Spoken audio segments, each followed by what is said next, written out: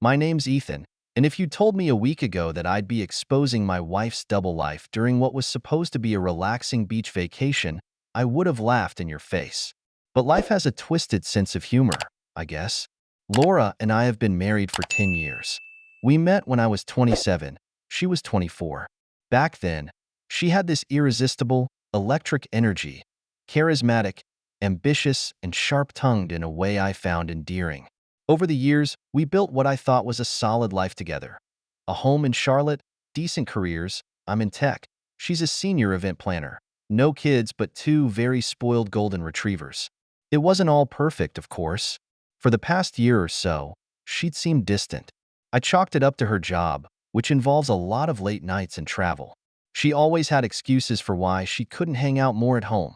Some client meeting, some work dinner, some urgent project. At first, I bought it. I mean, who wants to admit their marriage might be unraveling? Not me. So when Laura suggested we take a week-long beach vacation in Florida, I jumped at the chance. I thought maybe this was her way of hitting the reset button, of reconnecting after all the distance. The first couple of days were great. We walked along the shoreline, went out for cocktails, and even talked about possibly downsizing to a quieter neighborhood. She seemed like the old Laura again, or so I thought. Until this morning. I woke up early, around 6:30 a.m., and Laura wasn't in bed. Not unusual. She's a morning person. But when I went to the bathroom, I noticed her phone still on the nightstand. Strange. Laura never leaves her phone behind. It's practically glued to her hand. I didn't touch it. I didn't need to. My gut was already telling me something was off. I threw on some shorts and a t-shirt and decided to go for a walk to clear my head. The resort we're staying at is massive, with rows of umbrellas and lounge chairs dotting the pristine sand.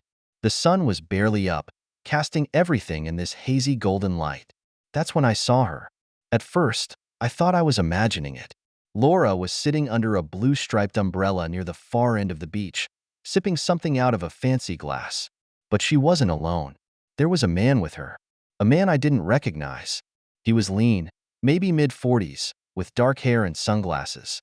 They were laughing, leaning in close, like they were sharing some kind of inside joke. I froze. My stomach dropped so hard I thought I might throw up. This wasn't just a friendly chat with a stranger. Her body language told me everything I needed to know. Shoulders angled toward him, her hand resting lightly on his knee, her smile too wide, too familiar. I stayed there, half hidden behind a palm tree, trying to process what I was seeing. She wasn't supposed to be here. Just yesterday, she made a big show of saying she wanted to hit the resort's yoga class every morning to reset her mind. So what was she doing here, giggling with some guy before the rest of the world had even woken up? I knew I needed to confront her, but I wasn't ready yet. Not without more answers. So I went back to the room, heart pounding, and waited. I didn't have to wait long. About an hour later, Laura strolled back into the room, still dressed in the white sundress she'd been wearing under that beach umbrella.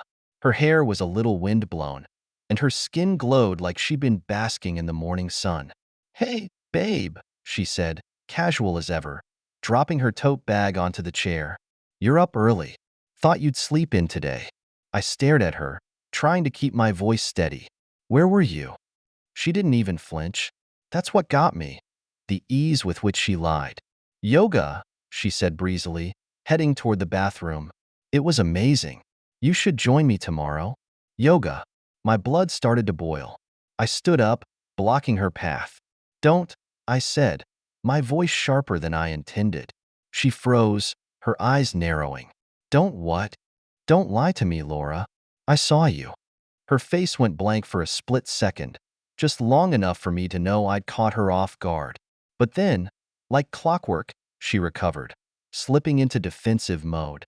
"What the hell are you talking about?" she snapped, crossing her arms.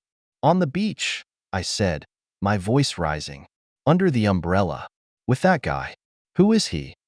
She rolled her eyes, the condescension dripping from her voice. "Oh my God, Ethan. Are you seriously spying on me now? He's just a guy I met. We were talking about the resort." "That's it." "Talking?" I laughed bitterly. "You look like you were 2 seconds away from making out. You think I'm an idiot?" Laura let out a frustrated sigh, brushing past me toward the bathroom. You're overreacting. He's just a coworker, okay? Adam, we happen to run into each other here. It's not a big deal. A coworker. My stomach churned. You happen to run into him? Is that what you're going with? She turned around, glaring at me. Yes, Ethan. Believe it or not, the world doesn't revolve around you. Maybe if you weren't so insecure, you wouldn't be jumping to ridiculous conclusions. Insecure? I snapped. You're sneaking around with some guy, lying about it, and I'm the one with the problem? Her expression shifted then, an almost imperceptible flicker of guilt. But instead of apologizing, she doubled down. Look, I'm sorry if it looked bad, but you're blowing this way out of proportion. Nothing happened. Can we drop it? No, I said firmly, my hands clenched at my sides. We're not dropping this. How long has this been going on? She rolled her eyes again, like I was the one being unreasonable. Ethan, you're insane. There's nothing to go on. We talked, that's it. End of story. But it wasn't the end of the story. I could see it in the way she wouldn't meet my eyes, in the defensive edge to her voice. She was lying through her teeth. I didn't know how far this thing with Adam had gone yet, but I was determined to find out. For now, though, I let it drop. I needed time to think, to figure out my next move. So I grabbed my keys and headed out the door, ignoring Laura's sarcastic, "Where are you going?" I needed air. As I walked along the beach, the memories started hitting me like waves. Laura and me on our honeymoon in Hawaii, the nights we stayed up late talking about our dreams, the plans we made for a life I thought we both wanted. How had it come to this? I knew one thing for sure. Laura wasn't going to admit the truth willingly. If I wanted answers, I'd have to dig for them myself. By the time I got back to the room, I had a plan. I wasn't going to let Laura gaslight me into thinking I was crazy. If she wouldn't tell me the truth, I'd find it myself. When I walked in, Laura was sitting on the balcony with her phone in hand, scrolling through Instagram like she didn't have a care in the world. She glanced up briefly, offering me one of those fake, tight-lipped smiles. "Feeling better now?" she asked, her tone oozing sarcasm. I didn't answer. Instead, I went straight to her tote bag, the one she'd brought back from her little yoga session. "What are you doing?" she demanded, getting up from her chair. "Looking for answers," I said flatly, pulling the bag onto the bed. "Ethan, don't you dare." But I was already unzipping it. She lunged for it, but I sidestepped her, dumping the contents onto the bedspread. Out spilled a pair of sunglasses, sunscreen, a water bottle, a beach towel, and her wallet. I snatched it up, flipping it open and pulling out her room key card. "Why do you have two key cards?" I asked, holding them both up. Laura's face went pale, her lips pressing into a thin line. "It's nothing," she said quickly. Too quickly. The front desk must have given me an extra one by mistake. Bullshit. I shot back, stepping closer. "Who's the second key for, Laura? Is it Adam's?" She didn't answer. Instead, she crossed her arms and stared me down like I was the one in the wrong. "You're being ridiculous," she finally said. "If you're so convinced I'm cheating, why don't you go play detective somewhere else? I'm done entertaining this nonsense." Her deflection didn't work. If anything, it just made me more determined. I stormed out of the room and headed straight for the lobby. The resort was bustling with guests grabbing drinks at the bar or heading to the pool, but I ignored them, marching up to the front desk. "Excuse me," I said to the young woman behind the counter. Her name tag read Maria.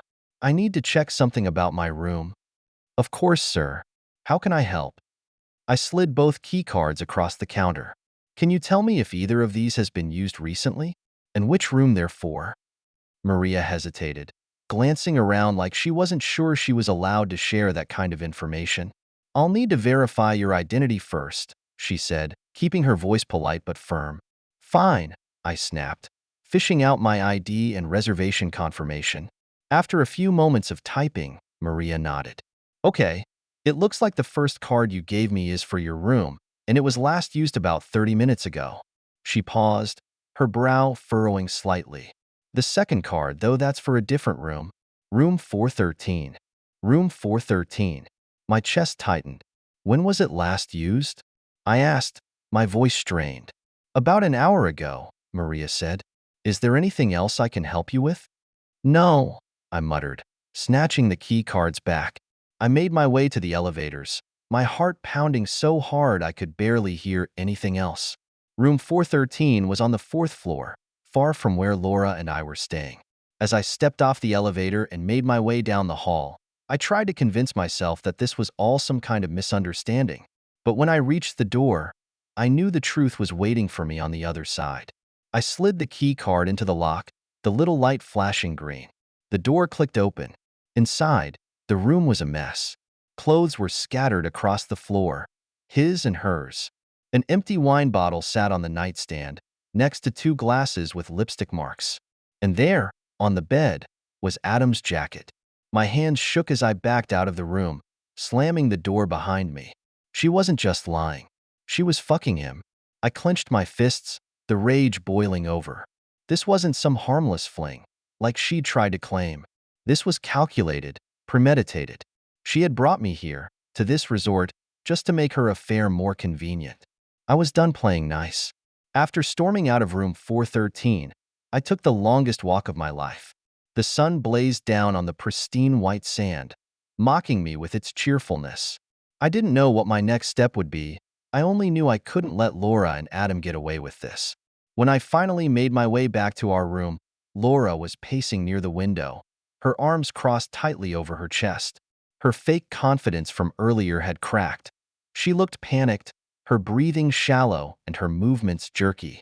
"Ethan," she said the moment I stepped in, her voice trembling, "we need to talk."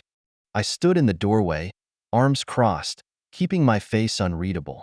"You mean now you want to talk?" She flinched but pushed on. "Listen, I know you're angry, and I deserve it, but you're taking this too far. You don't understand the full story." I laughed bitterly. "Oh, I understand plenty. You've been screwing your coworker, lying about it for months, and using me as your excuse to take a vacation with him. What part of that am I missing?" "It's not what you think," she blurted out. "Adam and I. It was stupid. A mistake. I don't even know why she broke off, her voice cracking. "Please, Ethan, don't make this worse than it has to be." "Don't make this worse?" I repeated, my voice cold.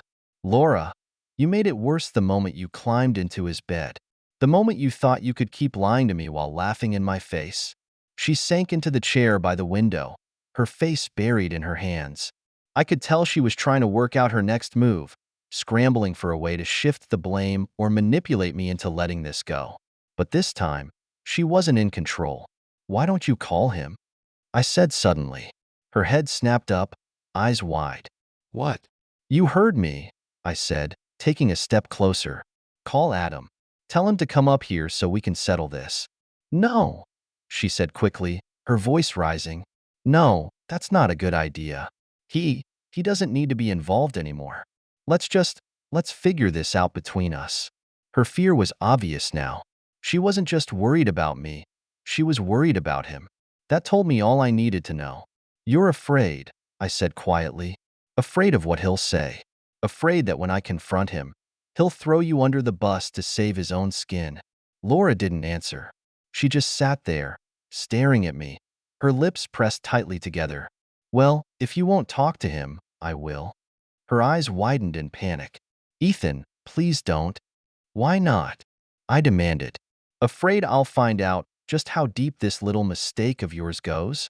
Afraid he'll admit that this wasn't just some spur-of-the-moment fling but something you planned together?" She stood abruptly, stepping in front of me. "You're not going to his room," she said, her voice trembling but firm. "You don't know what he's like. He'll twist things, make it worse. Please, Ethan, let me handle this." "Handle this?" I snapped. "You've been handling this for months, Laura, and look where it got us. Step aside." She didn't move. For a brief moment, I thought she might actually try to stop me physically. But then her shoulders slumped, and she stepped back, her face pale and defeated. "You don't understand," she whispered. "You're right," I said, my voice sharp. "I don't understand, but I'm about to."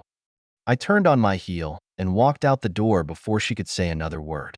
The elevator ride to the fourth floor was a blur. I was running on pure adrenaline now, every muscle in my body tensed for the confrontation. When I reached Adam's door, I didn't hesitate. I banged on it with a force that echoed down the hallway. It took a few seconds before the door opened, revealing Adam in a rumpled shirt and linen pants, his hair slightly disheveled. The surprise on his face quickly turned to unease when he saw me. Adam froze, his hand gripping the edge of the door. For a moment, neither of us said a word. His unease was clear. His wide eyes, his clenched jaw, the way he shifted his weight like he was preparing to slam the door shut or make a run for it. "You know why I'm here," I said, my voice low and cold. "Ethan," he started, holding up a hand as if he could somehow calm me with a gesture. "I think you're misunderstanding." "Cut the crap," I snapped, stepping forward. "I've seen the room. The wine glasses. Her name is on your lips every time she sneaks away. You want to stand there and tell me I'm misunderstanding?" Adam swallowed hard, his bravado crumbling. He looked over his shoulder like he was hoping someone, or something, might bail him out of this mess. "Look, man, I didn't mean for it to get this far," he said, his tone shaky. "I swear, it wasn't supposed to happen like this." "That's what you're going with?" I asked, my anger bubbling over. "You didn't mean for it to happen? Did you trip and fall into her bed? You've been screwing my wife, Adam. Don't stand there acting like it's some accident." He had the decency to look ashamed, but the way he kept avoiding my eyes told me he was more concerned about himself than what he'd done. "She told me things were bad between you two," he said, his voice barely above a whisper. I laughed bitterly. "Bad? That's her excuse? Things were bad, so she decided to lie to me and crawl into bed with you? Did she leave out the part where she planned this trip as a cover to keep screwing you while I was around to pick up the pieces?" Adam stepped back, his face pale. "I didn't know about the trip," he admitted. "She said she was trying to figure things out." "Figure things out?" I repeated, my voice rising. "By lying? By betraying me? She's been playing both of us, Adam. But you don't get to play the victim here. You knew she was married, and you went along with it anyway." His expression hardened, his discomfort giving way to defiance. "You don't know what it's like, man," he said. "She told me you barely paid attention to her anymore, that she felt like a roommate in her own house." The words hit harder than I expected, but I didn't let it show. "And that makes it okay? That gives you the right to step in and destroy my marriage?" Adam opened his mouth to respond, but I didn't give him the chance. I stepped closer, my fists clenched at my sides. "Let me make something clear," I said, my voice low and dangerous. "Whatever story she fed you, you're not the victim here. You're a coward who thought you could have it all without consequences." Adam's jaw tightened, but he didn't argue. For the first time, I saw the cracks in his confidence, the fear behind his eyes. "You think you can walk away from this and go back to your life like nothing happened?" I continued. "You think I'm just going to let you ruin mine without ruining yours in return?" "What are you saying?" he asked, his voice barely above a whisper. "I'm saying this doesn't end here," I said coldly. "Your wife is going to hear everything. Your boss? He's going to know too. Laura's been lying to both of us, but you knew exactly what you were doing. And now, you get to live with it." I turned to leave, but Adam grabbed my arm. "Wait," he said, his voice desperate. "Ethan, don't do this. Please. I'll leave her alone. I'll end it, I swear." I yanked my arm away, glaring at him. "It's too late for that." I walked out of the room without looking back, my heart pounding. I wasn't done yet, not by a long shot. When I got back to my room, Laura was waiting, sitting stiffly on the edge of the bed. Her face was pale, her eyes darting toward the door as I walked in. "What did you do?" she asked, her voice trembling. "What I should have done a long time ago," I said, slamming the door behind me. She flinched but didn't say anything. For the first time since this whole nightmare started, she looked genuinely afraid. "Your little fling is over," I said coldly. "Adam knows I'm not letting this go. And now, it's your turn to face the consequences." "Ethan, please," she said, standing up. "Can't we just—" "Save it," I snapped, cutting her off. "You've done enough talking. Now it's my turn." Her lips quivered, but she didn't argue. She just stood there, staring at me, as the weight of her betrayal finally began to sink in. Laura stood frozen, her back to the wall, her usual composure shattered. The confidence, the smugness, the excuses, it was all gone. All that was left was fear. "What did you say to him?" she asked, her voice shaky. "What you should have said months ago," I replied. "That it's over. That there are consequences for lying, cheating, and treating people like they're disposable." Her face crumpled, and for a moment, I thought she might cry. But Laura wasn't one to break down easily.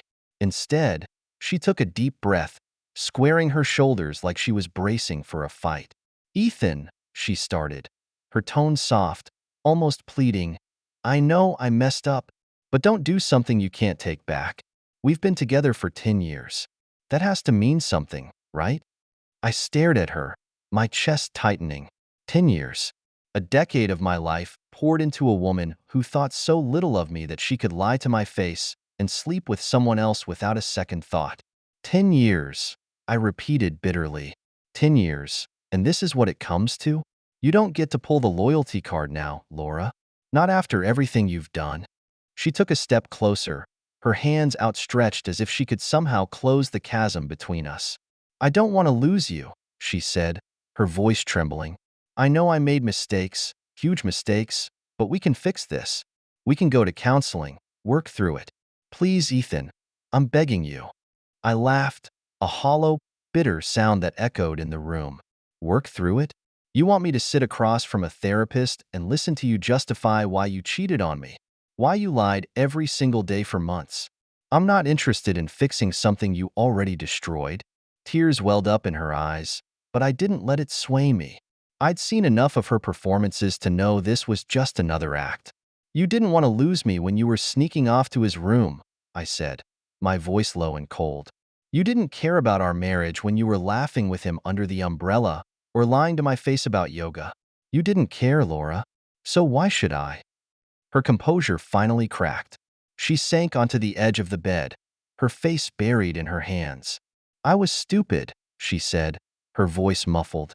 "I don't know why I did it. I wasn't thinking. I was lonely, Ethan. I felt invisible." "Invisible?" I repeated, my fists clenching. "So instead of talking to me, you decided to fuck someone else? That's your excuse?" She didn't answer. The silence stretched between us, heavy and suffocating. Finally, I grabbed my bag from the corner of the room, tossing in my clothes with swift, angry movements. "What are you doing?" she asked, her voice small. "I'm leaving," I said without looking at her. "You can figure out what to do next. Stay with Adam, or book yourself another room. I don't care." "Ethan, please don't do this," she begged, standing up. "Don't walk away like this. We can fix it. I'll do whatever it takes. Just don't leave." I zipped up the bag and slung it over my shoulder. "You didn't leave me much of a choice." Her tears came then, streaming down her face as she reached for me, but I stepped back. "This is on you, Laura. You made your bed. Now you get to lie in it." I walked out of the room, her sobs echoing behind me. As I made my way down to the lobby, I pulled out my phone. There was one last thing I needed to do before I left this resort. I dialed the number for Adam's wife. I'd found her name and contact info in a public LinkedIn profile after connecting a few dots during my walk earlier. Her name was Cassie. The phone rang twice before a woman's voice answered. "Hello? Hi, is this Cassie?" I asked, my voice steady. "Yes, who's this?" "My name is Ethan Grant," I said. "I don't know how to say this, but I think you need to know the truth about your husband, Adam." The line went quiet for a moment, and I could hear her breathing. What do you mean?" she finally asked, her voice wary. "I'm staying at the same resort as him," I said, cutting straight to the point. "He's been having an affair with my wife, Laura. I've seen the proof. Texts, sneaking off to his room, and more. I thought you deserved to know." There was silence on the other end. Then, a shaky breath. "Are you sure?" she asked, her voice breaking. "I'm sure," I said firmly. "I can send you pictures and details if you need them. I know this is a lot, but I couldn't let him get away with it without you knowing." "Thank you," she said, her voice trembling. I need some time to process this." "I understand," I replied. "I'm sorry to be the one to tell you, but I thought you deserved the truth." We hung up, and for the first time all day, I felt a flicker of satisfaction. Adam wasn't going to walk away from this unscathed. By the time I got to the airport, I felt the weight of exhaustion settling in. Laura had texted me several times, alternating between apologies and angry rants. I didn't bother replying. As I boarded my flight, I thought about what lay ahead: divorce, disentangling our lives, and rebuilding from scratch. It wouldn't be easy, but it would be worth it. Laura and Adam had underestimated me. They thought they could betray me and come out unscathed. But now, they'd learned the hard way that actions have consequences. The plane ride home was eerily quiet, giving me plenty of time to reflect on everything that had happened. As I stared out at the endless clouds, Laura's face kept flashing through my mind. Her fake smiles, her weak excuses, her pathetic attempts to downplay the betrayal. But what struck me the most was Adam's cowardice. The way he tried to spin the story, blaming me for being inattentive, as if that somehow justified his actions. And now, thanks to my call to Cassie, his life was about to spiral out of control. When the plane landed, I turned my phone back on. A flood of notifications buzzed in. Texts from Laura, missed calls, voicemails. I ignored them all. Instead, I opened the folder of evidence I'd compiled earlier, the photos of the note I'd found, the snapshots of her and Adam under the beach umbrella, and the damning screenshots of her texts to him that I'd pulled from her phone before we left for the trip. It was time to escalate. The next day, I emailed Laura's boss, Cynthia Matthews, who oversaw the event planning firm Laura worked for. I kept it professional, laying out the facts. Laura had been using company-sponsored trips as a cover for her affair with a coworker, and the affair had jeopardized client relationships. I attached the evidence for good measure. The email ended with a simple request. I believe you should be aware of this behavior, as it may have implications for your team and the company's reputation. It didn't take long for Cynthia to reply. Thank you for bringing this to my attention, her email read. We take matters like this very seriously. I will be looking into it immediately. I smiled grimly, knowing Laura wouldn't see this coming. But I wasn't finished yet. I followed up with Cassie, forwarding her the same evidence. Her response was immediate. A string of messages thanking me for my honesty and confirming that she'd already spoken to her lawyer. I can't believe he did this, she wrote. I thought we were happy. I feel like such an idiot. You're not an idiot, I replied. You're just married to someone who doesn't deserve you. Cassie wasn't the only one taking action. The fallout at Laura's company must have hit Adam hard because by the afternoon, I received a message from an unknown number. Adam, we need to talk. Please, just give me 5 minutes. I didn't bother replying. Whatever he had to say, I wasn't interested. Later that evening, there was a knock on my door. I wasn't expecting anyone, so when I opened it and saw Laura standing there, her face tear-streaked and her hair disheveled, I felt my stomach churn. Ethan, please, she said, her voice trembling. Can we talk? Just for a minute? I leaned against the doorframe, keeping my expression cold. Why are you here, Laura? I wanted to apologize, she said, wringing her hands. I know I screwed up. I know I hurt you. But I can't stand the thought of losing you forever. I stared at her, unmoved. You didn't think about that when you were sneaking around with Adam, did you? She flinched, but her desperation didn't waver. I know I don't deserve another chance. But Ethan, please, we can fix this. I'll do whatever it takes. Therapy, counseling, anything. You think this is fixable? I asked, my voice sharp. After everything you've done? You lied to me for months. You humiliated me. You destroyed any trust we had. How do you come back from that? I don't know, she admitted, her voice breaking. But I love you, Ethan. I love you more than I've ever loved anyone. And I can't let you go without trying. Her words rang hollow. They might have meant something a year ago, but now they felt like the desperate cries of someone who couldn't handle the consequences of their own actions. I used to love you, Laura, I said quietly, but the person I loved wouldn't have done this. I don't know who you are anymore. Her tears spilled over, but I didn't feel the urge to comfort her. Instead, I stepped back and motioned toward the driveway. You need to leave. She hesitated, like she was about to say something else, but the look on my face must have convinced her otherwise. Without another word, She turned and walked away, her shoulders slumped in defeat. After Laura left, I felt an unexpected sense of relief. For the first time in weeks, the weight of her betrayal didn't feel as heavy. I knew the road ahead wouldn't be easy. Divorce proceedings, disentangling our finances, dealing with the inevitable gossip. But I also knew that I was done letting her control the narrative. As I sat down on the couch, I opened my laptop and began searching for divorce lawyers. It was time to put the final nail in the coffin of my marriage and start rebuilding my life.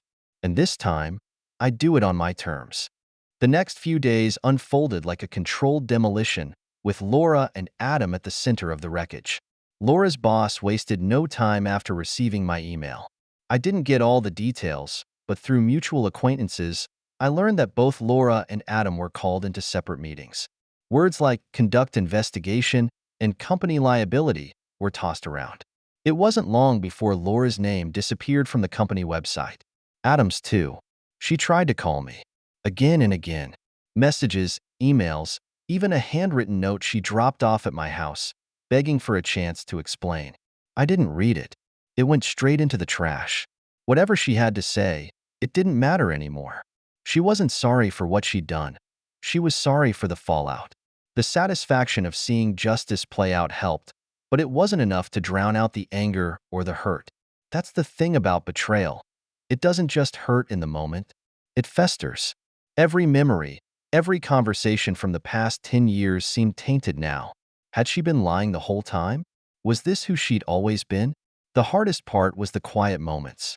Coming home to an empty house, eating dinner alone, walking past the photos on the wall. I left them up for a while, not out of sentiment, but because taking them down felt like admitting defeat. Eventually, though, I packed them away into a box and shoved it into the garage. The divorce lawyer I hired was efficient and ruthless. Helen didn't sugarcoat anything. She's going to fight for as much as she can get, she said during our first meeting. But with the evidence you've provided, we have the upper hand. Laura tried to play the victim at first, claiming she was entitled to a larger share of the house and other assets because I'd emotionally neglected her. Helen dismantled that argument in a single email, attaching screenshots of Laura's texts to Adam as Exhibit A. After weeks of back and forth, Laura finally relented. The settlement wasn't exactly painless. I still had to give up a chunk of my savings, but I kept the house and my peace of mind. Adam's wife, Cassie, reached out a couple of times after our initial conversation. She told me she'd filed for divorce too. He's a mess, she said during one of our phone calls. He's staying with a friend, but no one wants anything to do with him. His family's furious, and he's been blacklisted in our social circles. Good, I replied. She hesitated. I feel like I should hate you for all this, but I don't. I guess we're both just trying to pick up the pieces, huh? Yeah, I said, feeling a strange sense of solidarity with this woman I'd never met. Something like that. Months passed, and the chaos slowly faded into the background. I sold the house, not because I couldn't afford to keep it, but because I needed a clean slate. The memories tied to those walls were suffocating. The new place I bought was smaller but cozy, nestled in a quiet neighborhood on the edge of town. It had a big backyard for the dogs, a porch where I could drink my coffee in peace, and most importantly, no ghosts of the past lurking in the corners. Olivia came by one weekend to help me unpack. She was one of the few people who'd stuck by me through the whole ordeal, offering support without prying. "You're looking better," she said as we arranged books on the shelf. "Thanks," I said. "It's been a process." She gave me a knowing smile. "It always is. But you're handling it." Later, as we sat on the porch with a couple of beers, she asked, "Do you think you'll ever forgive her?" I thought about it for a moment.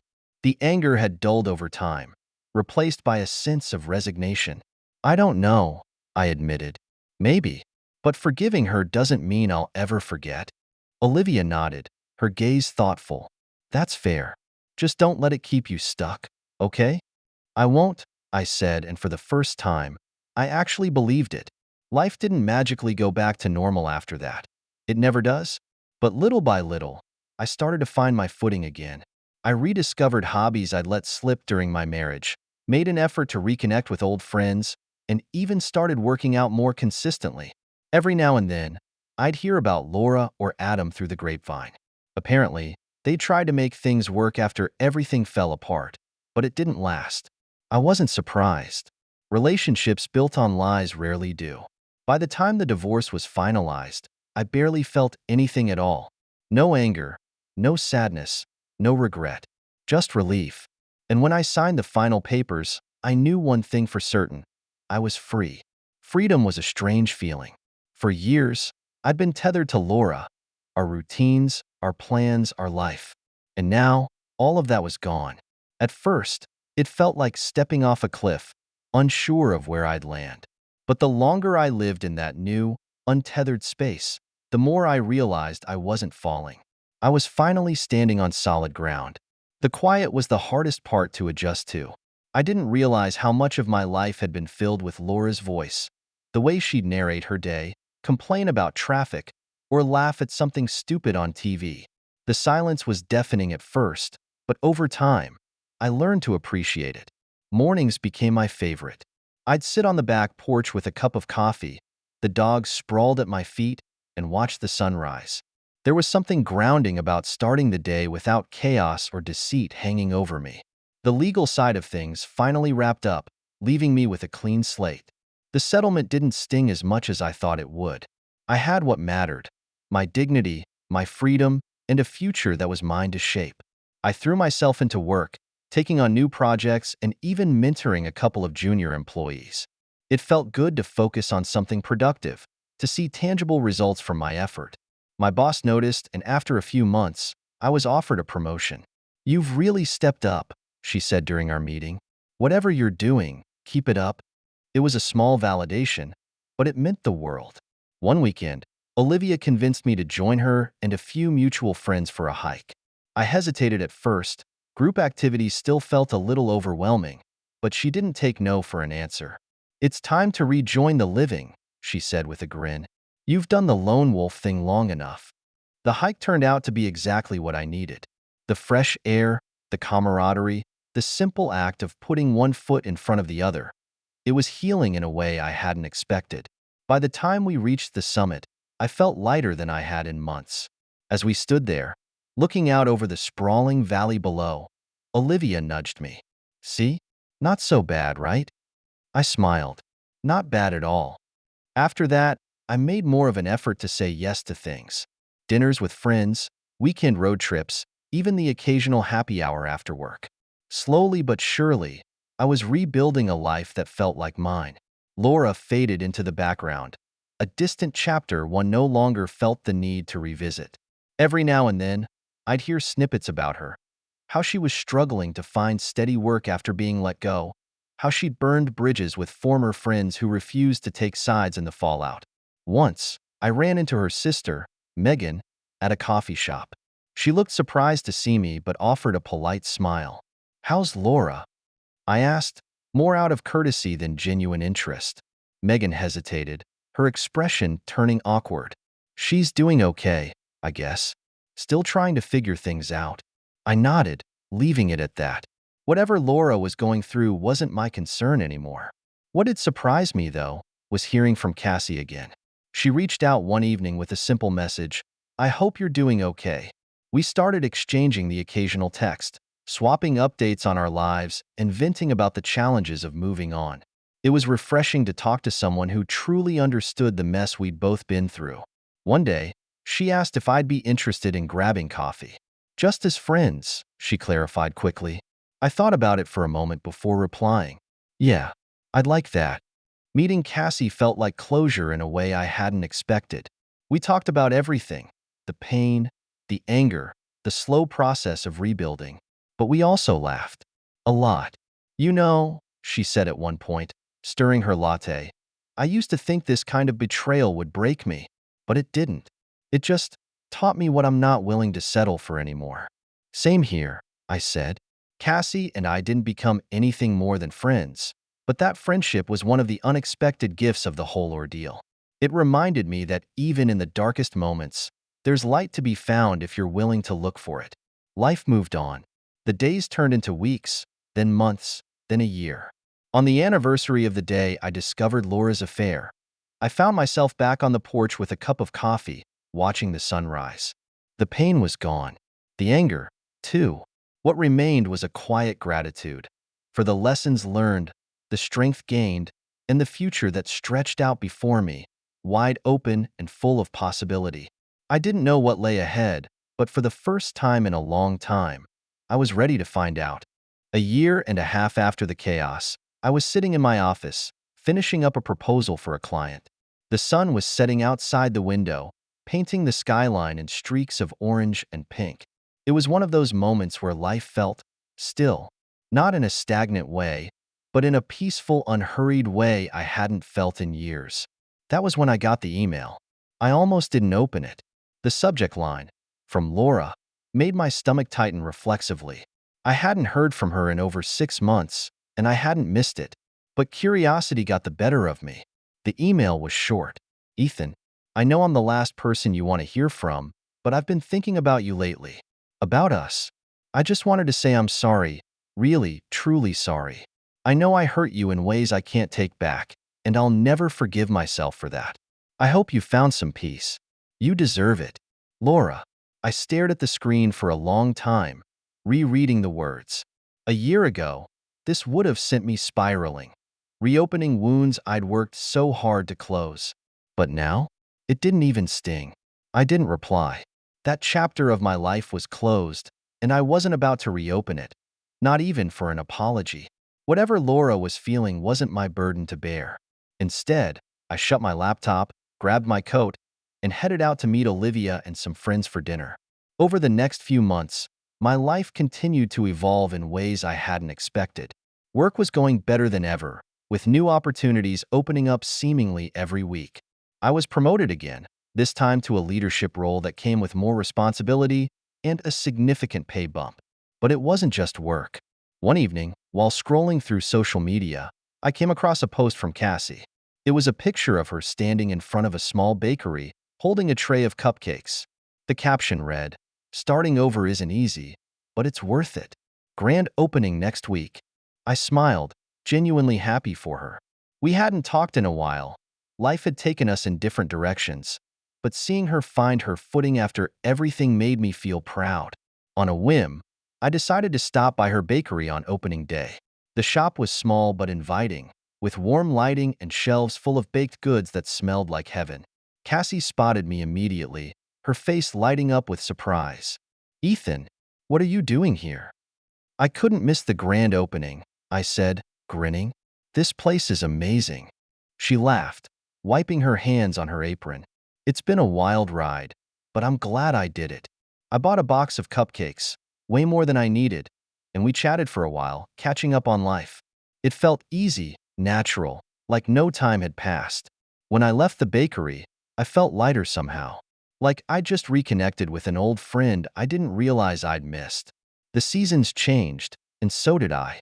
The bitterness that had once consumed me was gone, replaced by a quiet contentment I'd never expected. I dated here and there, not seriously, but enough to dip my toes back into the idea of love. Each experience was a reminder that the world was full of possibilities, full of people who didn't carry the baggage of betrayal. And then, one crisp fall evening, as I was walking the dogs through the park, I saw her. Cassie was sitting on a bench, a thermos of coffee in her hands, staring out at the lake. She looked different, more at peace, more confident. I almost walked past, but something stopped me. "Cassie?" I called out. She turned, her face breaking into a smile. "Ethan, hey." We ended up walking together, the dogs trotting happily ahead of us. We talked about everything and nothing. Her bakery, my work, how the leaves looked like they were on fire in the evening light. It wasn't until the sun had dipped below the horizon that I realized how long we'd been walking. "Thanks for this," she said as we reached the parking lot. "It's nice to just be." "Yeah," I said, smiling. "It is." She hesitated, then added, "We should do this again sometime." "I'd like that," I replied. As I watched her drive away, a strange but welcome feeling settled over me. For the first time in years, I felt like the future wasn't something to fear or endure. It was something to look forward to. And for the first time, I was ready to embrace it. Subscribe so you don't miss new stories on the channel.